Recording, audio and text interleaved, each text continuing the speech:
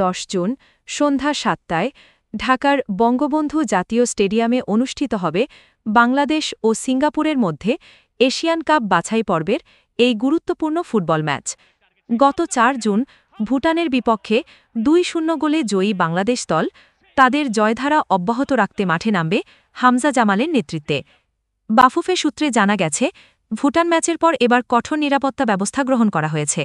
সোয়াট team, dog squad এবং বোমা নিষ্ক্রিয়কারী দল ম্যাচের নিরাপত্তায় নিয়োজিত থাকবে। ইতিমধ্যে স্টেডিয়ামের সকল নিরাপত্তা ব্যবস্থা পরিদর্শন করেছেন কর্তৃপক্ষ। ম্যাচের টিকিটের চাহিদা দেখে বোঝা যাচ্ছে ফুটবল প্রেমীদের উৎসাহ।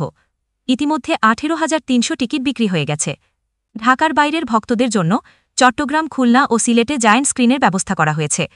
বাংলাদেশ টেলিভিশন ও বিভিন্ন স্যাটেলাইট চ্যানেলে সরাসরি খেলাটি সম্প্রচার করবে।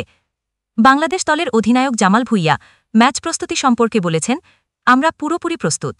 সিঙ্গাপুরের বিপক্ষে আমাদের কৌশলগত পরিকল্পনা আছে। দেশের সমর্থকের জন্য জয় নিশ্চিত করতে চাই। বঙ্গবন্ধু স্টেডিয়াম যেন প্রস্তুত আরেকটি ঐতিহাসিক ম্যাচের সাক্ষী হতে। দেশের ফুটবলপ্রেমীরা তাকিয়ে আছেন সেই গর্বের মুহূর্তের দিকে।